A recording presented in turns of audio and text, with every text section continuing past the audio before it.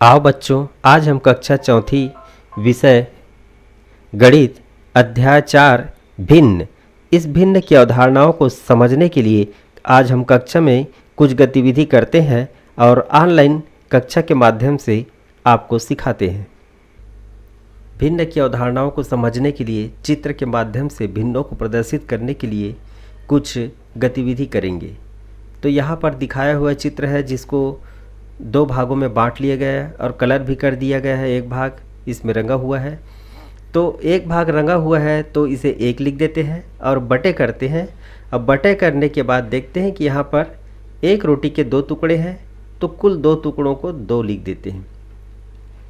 इसी तरीके से हमें दूसरे गोले या दूसरा रोटी हमें दिखाई पड़ रहा है, उसके 3 भाग हुए तो एक भाग को रंग दिया गया। अब जो भाग रंगा हुआ है उसे 1 लिख देते हैं और बटे करके कितने भाग हैं, इसमें कुल 3 भाग दिखाई दे रहे हैं तो बटे 3 कर देते हैं। इसी प्रकार यहाँ पर चतुर्भुज स्टार दिखाई दे रहा है।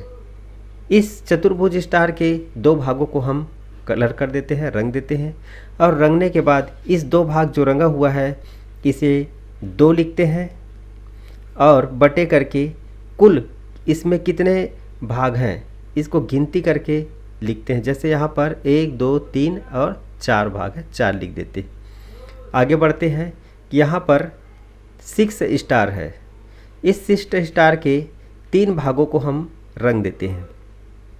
जो हमारा रंगा हुआ 3 भाग है वह 3 बटे इस तरह से लिखते हैं, 3 बटे और जितने इनके भाग हैं जैसे 6 भाग हैं, 1 2 3 4 5 और 6 भाग, तो उसे 6 लिख देते हैं।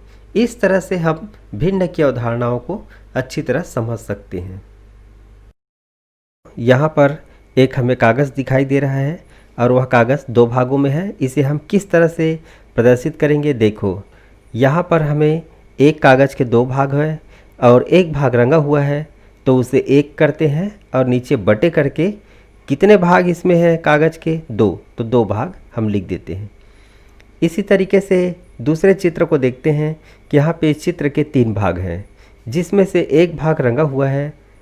उस रंगे वाले भाग को हम 1 लिखेंगे और बटे करते हुए नीचे कुल जितने भी हमें भाग दिखाई दे रहे हैं उन्हें लिख देते हैं। चलिए इसको भी पूरा करते हैं। 1 बटे 3, ये 3 भाग हमें जो दिखाई दे रहे हैं उन्हें हम नीचे लिख देते हैं। ठीक है, इसके बाद फिर अगले चित्र की ओर आगे बढ़ते हैं और वहाँ पर हम इसे प्रदर्शित चिन्हों को किस तरह से लिखेंगे ये देखते हैं।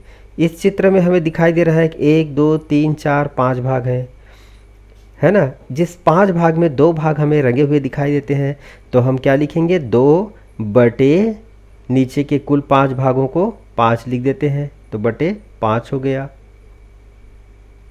ठीक है, अब इसी तरीके से फिर आगे बढ़ते हैं और अंतिम चित्र को देखते हैं। जिस तरह से यहाँ पे चित्र दिखाई दे रहा है ये 2 भागों में बटा हुआ है और एक भाग रंगा हुआ है, इसलिए हम इस रंगे हुए भाग को ऊपर में लिखते हैं, यानी 1 और बटे करके कुल जितने भाग हैं यानी 2 भाग हैं तो उस 2 को लिखेंगे।